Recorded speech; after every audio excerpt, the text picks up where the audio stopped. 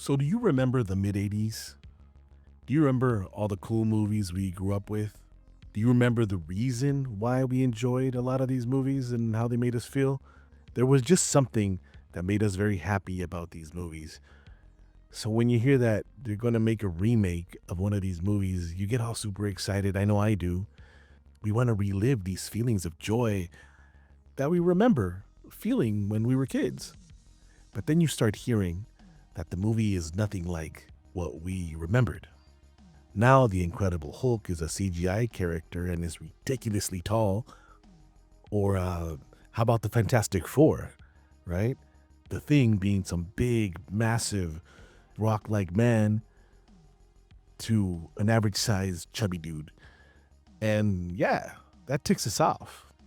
What is it? Or is it that new and fresh characters require new, fresh ideas? And, writers and producers simply don't want to take risks? Or what is it? Or is it bad for business? Personally, I personally, I personally would rather see us come up with our own characters rather than swapping characters' races.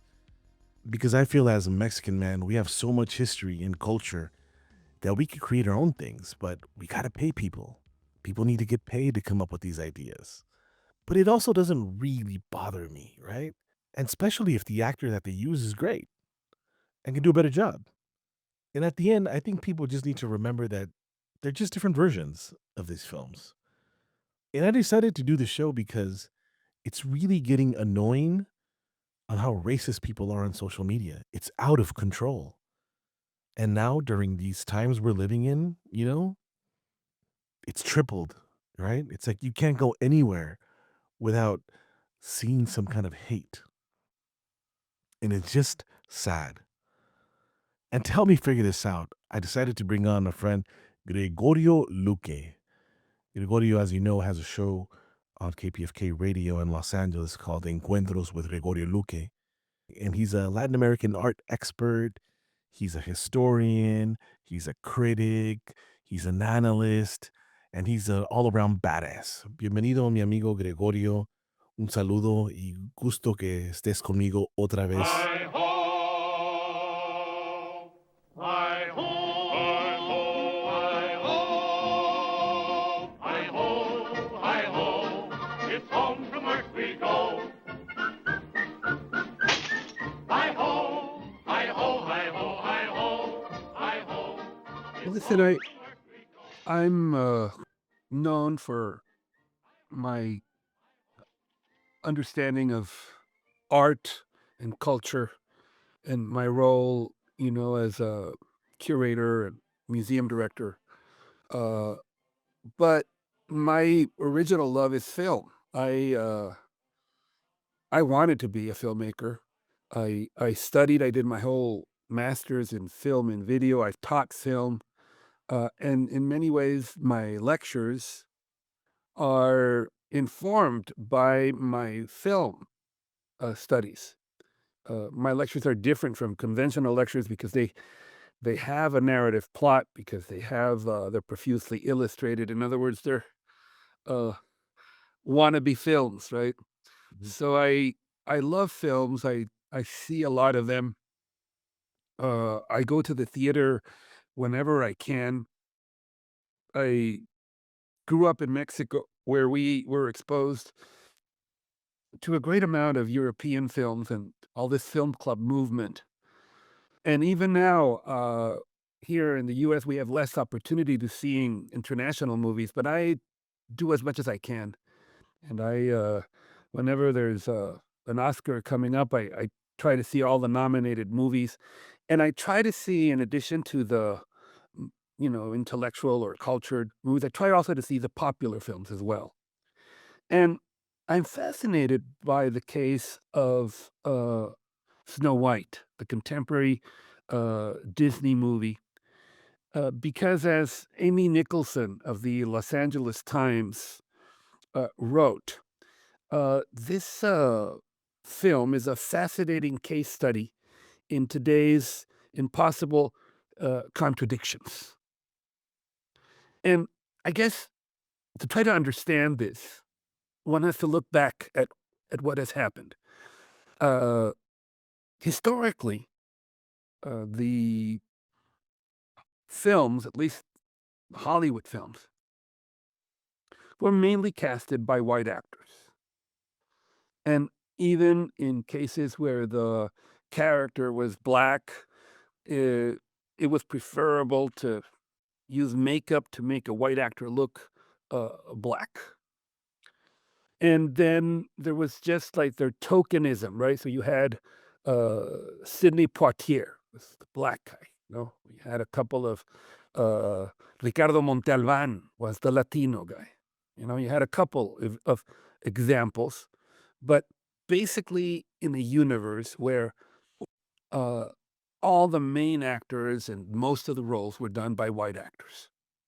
So uh, this is the state of a country where up to the 60s,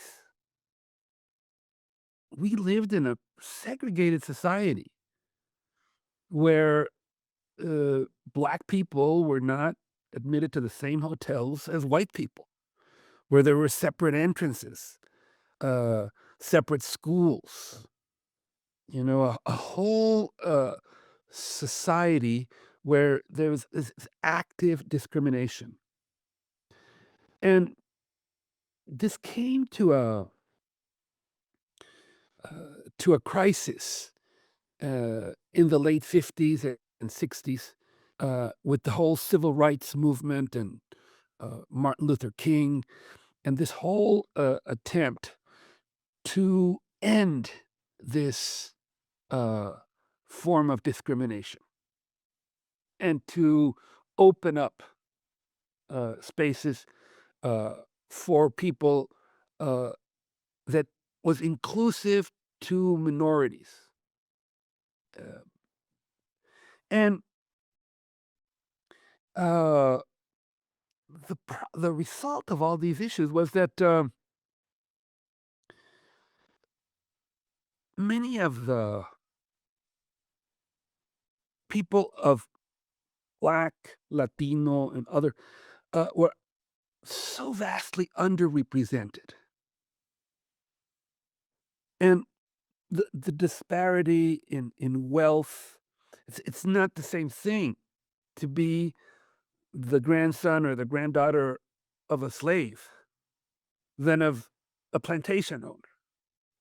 And so this is why uh, there is this idea of affirmative action, of trying to uh, give, in addition, an opportunity for those that have been historically discriminated to be able to access uh, universities and others, and to have a, a university environment and a professional environment where you have a lot more of these people that were not represented as much. So that's the background. And in the past few decades, we have seen a lot more representation. Uh, Many black actors and actresses, less Latinos. Latinos are still the least represented, but much more, right? Now, at the same time, there has been within these communities kind of the claim of cultural appropriation, right? So if a role uh, is thought of as a person of that is black and is done by somebody white, it is criticized as an appropriation of that character. And so now we are in a in an opposite movement because the anti DEI policies of Donald Trump and the resurgence of uh, people that feel that they're being uh, discriminated. They're being discriminated because they're white. And in the case of of Snow White, uh, I think that a lot of people are angry because they read the original. This movie is based on a German fairy tale that was written by the Grimm brothers in 1812, and so in that original 1812 19th century story, uh, the queen sits on an open window during the winter, and she pricks her finger with a needle, and s- s- some drops of the blood uh, fall into the snow. And so she says to herself, "How I wish that I had a daughter who had skin as white as snow, lips as red as blood, and hair as black as ebony." So if you read a lot of the criticisms of casting somebody that is not white in this role, uh, they're using a similar language to what has been used to say, well, why don't we, if the role is of a dwarf, why don't we use a real dwarf?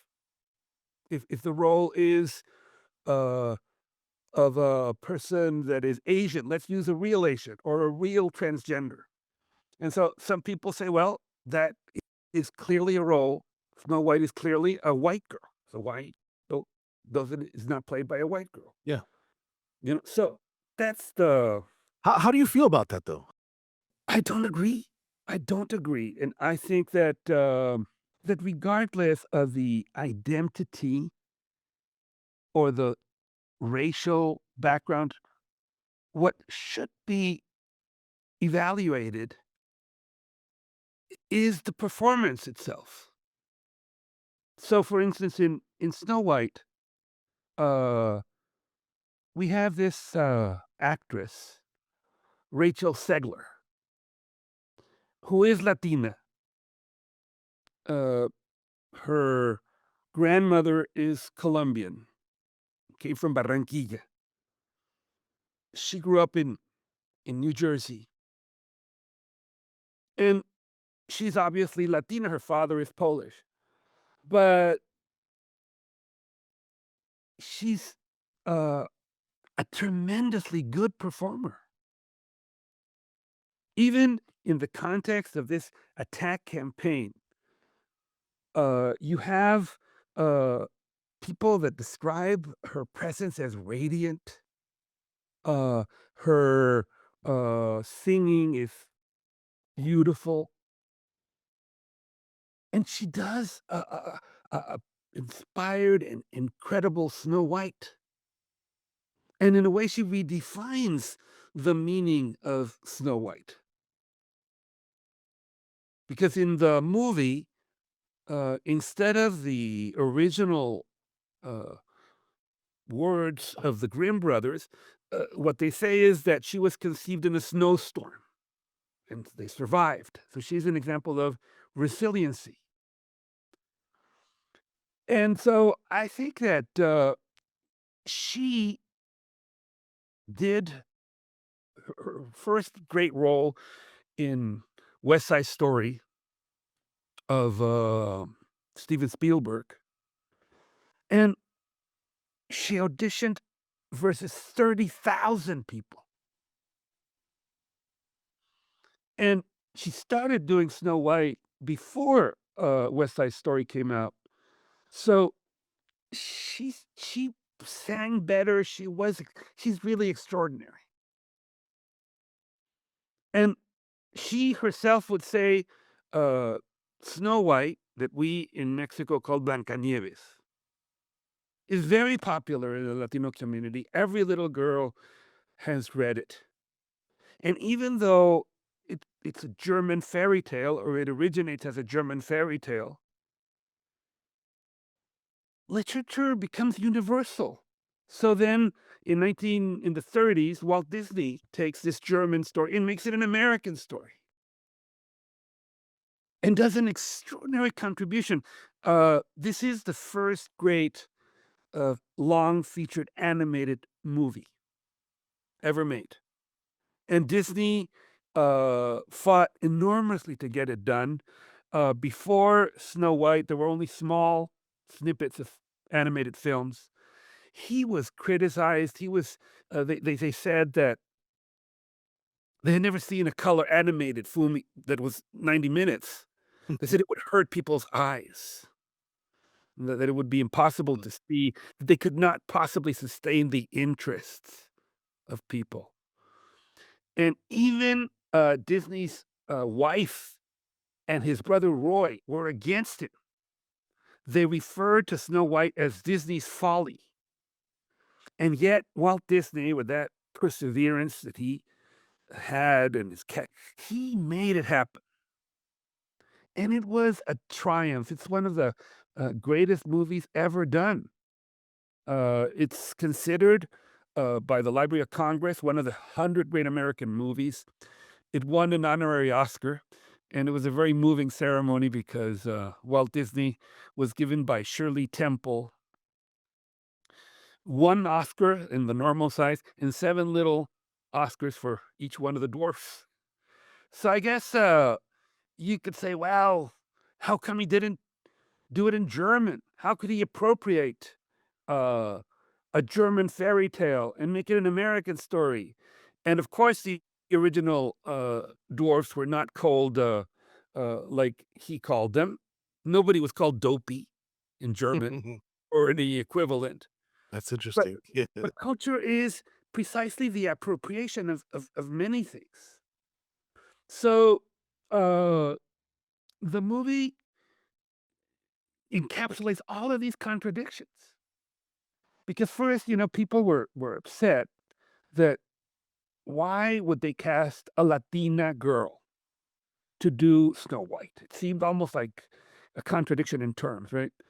But then on top of that, uh, it turns out that Rachel Zegler, even though she's 23, is a very intelligent and outspoken woman. But she's also not fully Latina. People, I feel like the critics are also not understanding that or clearly being racist because she's clearly of mixed heritage. Here is an issue that is crucial and that I would say most Americans don't understand about us. I am Latino. Every time I go anywhere, the first thing they tell me is, "You don't look Mexican." And so the one of the essential differences between Latin America and the US, and now the US is changing, but originally, is that in Latin America, the Europeans that arrived in Latin America intermarried with the indigenous people. This didn't happen in the US because the US was colonized by Protestant families, whereas the Europeans that arrived in Latin America were armies of Catholic men. And so then these intermarried, and then that happened also with the African population. So I would say that almost every Latin American is mixed.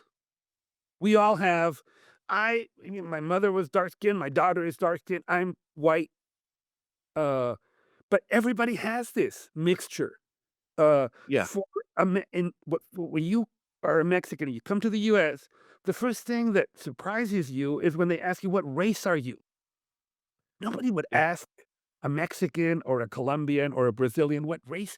We are all You have people in Brazil, where there is a much more African influence, and you have people that are black but have green eyes and blue eyes, or that are white but have there is this multiple combination. I would say the first original art form in Mexico is what we call la pintura de castas. And Yeah. the pintura de castas was all the possible combinations of people of different ethnicities. And so they have, okay, from a white and an Indian, you have a mestizo. From a black and a white, you have a mulatto. From the mulatto and the mestizo, you have a sambo. From the Yeah. there's this It was a way to categorize people essentially. If you were mixed, right? If you were black and white, you were I'd say mulatto. that almost everybody is mixed. Yeah. At the top of the pyramid, you have uh, pure Europeans, but very rarely do you have somebody that has only been Yeah. intermarrying between white, It's and in the bottom 0% essentially. Yeah. you have, uh, people that are purely indigenous, but most of them are a mixture of these Yeah. different races. But I feel like Gregorio, I have to say this. There's a particular, um, I guess, racism towards the Mexican person, and I say this a lot, and it has to do with our, I guess, the fact that we are neighbors to the United States, because Hollywood has created this image of a Mexican, because nobody questions a Brazilian if he's from Brazil. Everyone just, you could be white, you can say you're Brazilian. Nobody says you're not Brazilian. If no one sees a black person says, "I'm from Brazil," no one says, "You're not Brazilian." But when it comes to a Mexican and you're light skinned, people immediately, as you said, people immediately say, "No way. No, you're not." Or if you happen to be an Afro descendant from like Veracruz or something, you're like, "No way, you're Mexican." So there's this extra added racism to the Mexican person that I just wanted to make sure that people understand as well. And this has to do with Hollywood and the way they've depicted us with long mustaches and the sleepy Mexican on a cactus, the shorter brown person. But I also feel like I have to interject this too. We are the only ones too that you can't claim to be indigenous because then they'll tell you you're not. And you can't claim to be European or Spanish because they'll tell you you're not. So we're the only group of people that nobody seems to be comfortable with whatever answer. The only answer they want is that we are mixed.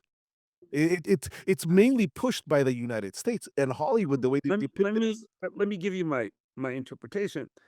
I don't wanna present here or to sugarcoat and to because there's people that say, "Oh, in Mexico, because everybody's mixed, there is no racism, and it's only social and economic differences," which is partially true, right? But there is also, you see, in Mexico, I would say that more importantly than race is class. Uh, Yeah, and it people goes back to that chart. It goes back to that chart you just mentioned. That Uh-huh, chart you mentioned, the Gasta system, right? Because, you've seen the chart, right? of course. It's an actual chart. So I think a lot of that in Mexico goes back to that. I just the only reason why I'm bringing that up is not to, change the conversation, is only because I think people need to know that and why it is that we are always viewed as one way. And it because the propaganda, American propaganda mainly, like you remember the Frito Bandito, right? Every time, you know, the Doritos made like, oh, the Mexican guy with the little dark guy with the big long mustaches and, that kinda thing, but Exactly, because you see in Mexico, especially after the revolution, you have people that are dark skinned that have a lot of wealth. But the first thing that a person uh, that is darker does when they acquire money is try to get a blonde wife, right? Try to what they call it. There isn't even a concept mejorar la raza, yeah, yeah, mean whiten it up, that's become true. whiter, right? So there is, of course, that, and there is, but I would say that the main social differences in Mexico have to do with wealth more than race, Mm, though race is also a part of it. Now, what you're describing is also a result that most of the people that, at least historically in the past, migrated to the US were of a lower social class.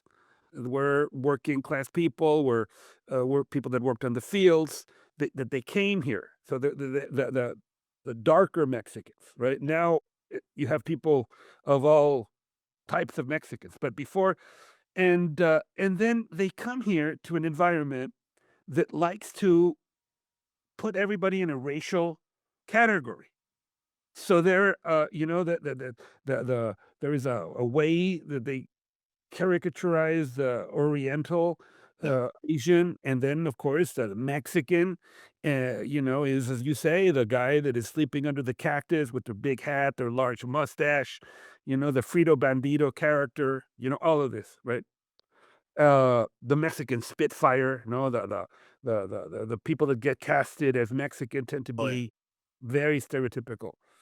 But, well, returning to Snow White and why it's so fascinating, of course, Rachel Zegler is Latin American precisely because she's Polish and Colombian, the same way that I'm German and Mexican. It's not unusual that you have somebody that has a Polish last name or a Jewish or a German or an Italian, right? And that also has a father or a mother that is more uh, Mexican to use uh, the stereotype that exists, right? Yeah. But Yeah. that is quite common. But what I find remarkable is that Segler was casted because she's a great performer. She sings very well. She does a very credible Snow White. You can read all the reviews. I read a lot of them. And Let me just interject and say that I didn't see the movie, but I saw a lot of the previews, and I don't understand. As far as her being the Snow White, I don't see a huge problem. She doesn't strike me as she seems like she's a good actor, and there was a preview that I saw where she sang. She sings great. Um, I think. Do you think that most of the weight has to do with the fact that she is a tanner Tanner, Snow White, or the other, because I'm looking at the reviews as well, and the reviews are I feel like they're sort of disguising the real truth, that is they don't like that she's brown, but they're using things like, you know, uh, there's no magic. They missed the magic of the original film or the original cartoon. Um, they're saying they're using other words, but to say that she's brown skinned. simply nobody can come up there, though some do, huh? Some Some of do, the not pros do. we're Trump era, this is why. Some do. Some openly criticize her for that. But of course, we have here the other reality uh, that makes her very controversial, which she is an opinionated young woman, Oh, oh, that's what it is. and she's a woman that started by criticizing the traditional Snow White, by saying, that she was not in agreeing with this kind of what she wanted to do, a more kind of like feminist Snow White.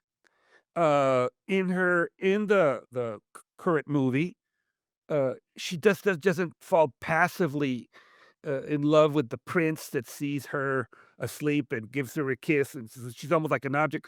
No, there is a relationship, and her love interest is not a prince, is a bandit that is stealing food from the queen that has the people starved, and so they tie him to die, and so Snow White unties him, and he's not a prince, but the head of the bandits that become revolutionaries. And so their relationship is based on a common revolutionary attitude and not just him falling for her beauty when she's asleep. So it redefines Snow White in that way. And then to make matters even more controversial, she criticizes Trump openly, posts against Oh, him yeah. and his followers, though she would later apologize, but she does criticize him. And then uh, she is pro-Palestinian. So there you have uh, in a Disney movie. Disney is famous for its tight control of its actors. And there's even some comments that say it's obvious that they didn't train her to handle the PR, meaning they did not domesticate her. Keep her away from the microphone. Keep they did not just make her sit pretty and just talk about, the apple in S Snow White, or, how her pretty dress is, and just don't the director was furious that this girl has an opinion. Now, I again, subscribe to that uh, democratic principle first expressed in France that says, I may not agree with what you say, but I would be willing to have my head cut off for the right that you have to say it. Right? So I find it when you're judging an actor, you're looking at their performance, how convincing they are. Now, if they have a political belief, that should not interfere in our judgment of them as actors. I find it very unfair to use an extra criteria. And I would say the same thing, uh, not only of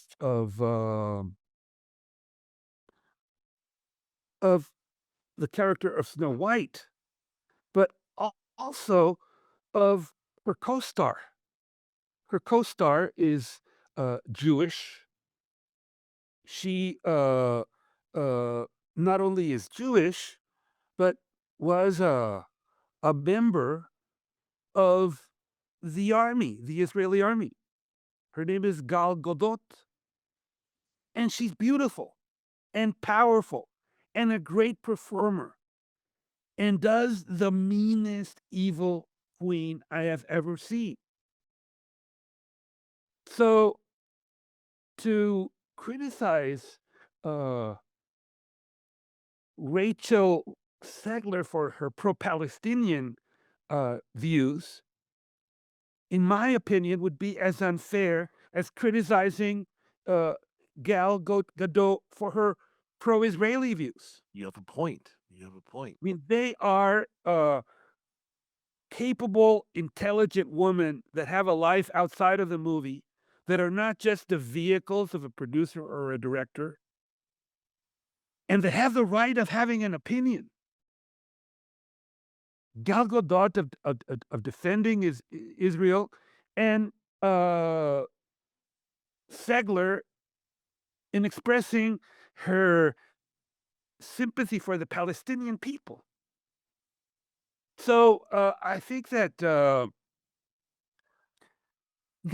unfortunately, all of these things have gotten tangled up, and the result is that there is this massive stinking campaign that has uh, certainly hurt the film. To a large extent, I think that even Disney has kind of taken his hands out because they don't want to get involved in the controversies, whether the pro-Israeli positions of Gadot or the pro-Palestinian positions of her, and certainly the Yeah. political idea. But I find that it is precisely because they have political convictions that makes them better artists. And I think their performance is wonderful. I think that it's worth seeing, and for uh, a Latina to see somebody singing so well and performing so well is certainly a pride. But her performance is good not because she's a Latina, but because she knows how to sing, because she knows how to act, because she has a presence, because she has a brain, Yeah. just as well as the Israeli actress. And so I Exactly. I think that I'm recommending people see the film before they take it off, and I hope that we can go beyond the stereotypes, that the hatred, and we can remember that the fundamental thing of a painter, of a writer, of an actor, of a musician is if they communicate, if they do a wonderful job. We can find later that maybe their personal life is very imperfect and this and that. Yes, and one can criticize them as people. But what I find very problematic is that nowadays people get canceled or get destroyed with things that have nothing to do with their work. And so it seems then that the only ones we would respect are perfect people. Well, then we better look for a saint. Yeah, I think, and people need to understand also, and even people like me need to remember that these are remakes. It's a remake. It's not necessarily supposed to be exactly like the original film. It's like when you hear a cover of a song by a different artist, the whole point is that the song, I mean, why would you listen to a cover of a song if it sounds exactly like the original song? The whole point is that this other person adds some magic and their own flair to the song. They're called remakes, and I think people need to understand Thank that. you. Thank you, Pepe. That's a very good point. And that's exactly the point. It would have That been Yeah. so absurd that Disney in 1937 tried to do the exact 1812 German version. And today, the same. I mean, we cannot pretend that from 1937 to 2025, there is what, 70 years, 80 years uh, in between, and that things have changed. Yeah. And I think that some of the changes that the movie has made are good. I think that this Snow White is more independent. It's more current. I find it, there's been other controversies as well. Uh, some of the more profound criticism have to do with the CGI, that some of these dwarfs were made with a computer, and why didn't they give the opportunity to a real person that has dwarfism? Here, I would agree with the critics, frankly. I do think they have a point, Yeah. and, we have seen in other movies where they have used, small people. I think, the Lord of the Rings, Yeah. and they have done a great job. That's a So good point too. here, I don't disagree with the criticisms. What the director says is that he wanted to create these magical creatures. I don't know, I can see that one. But what nobody can take away is the great performance of these actresses. Even the guy that plays the bandit is very good. Uh, and the movie, some others have criticized it because it looks too much like the animated movie, right? Because they have all the deers and the little blue birds flying around and this. I've heard absurd criticisms that only reveal the ignorance of the people that are making the criticism. Yeah. Like some that say, "Oh, but they sing. Why would they sing? It's a musical." Well, guess what? The original 1937 movie was also a musical, and many of the songs of the original are done now, like the one of the where the dwarfs that are going onto the mine. No, Yeah. hey ho, that I ho to the You know what's funny? You know what would be very interesting, Gregorio? It would be interesting to see the reviews of people in other parts of the world towards this film, which I have the strong suspicion that they are not going to be as brutal as the suspicions as people's reviews here in the United States towards the film. I think there's just something. There's obviously an issue here in the United States where people just are intolerant and just and based on in the times we're living where there's YouTubers and personalities that are becoming famous just destroying what they consider to be a woke film or a film that doesn't have the person, that it's not white or that it's not the original person. I think this is very unique to the United States. I really don't think people in other countries or parts of the world have the same reaction to this film, and criticisms that they do here in the United States. It would be interesting to see those reviews and see if they feel the same, right? Absolutely. But, again, guys, I, uh, I encourage you to see it, and, I think you will have a good time, and your kids will have a good time, and I also encourage you to see again, if you haven't seen it in a while, the original Disney film, which is also great, And it's right? always gonna be there. And it's always gonna be there, and so, uh, and I think that I hope, because it's gotten so mean-spirited, this fury against a 23-year-old girl is so, trying to so awful. It's almost like they're trying to blame her, to make her responsible if the movie fails, right? Uh, it's almost like This is precisely why we need to come out and see this movie. trying to kill, and I find that, okay, uh, let's see her work, and I think their work is fantastic. It's very, very good, and, uh and I find, that there should be no space, for meanness. One should try to recover the spirit of diversity, because we are a diverse society.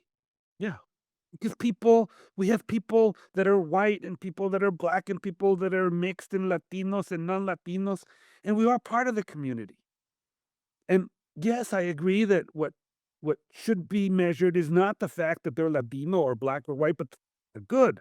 But here's a case of an actor that is very good and does a very credible role and should not be destroyed, for her politics or for her ethnicity.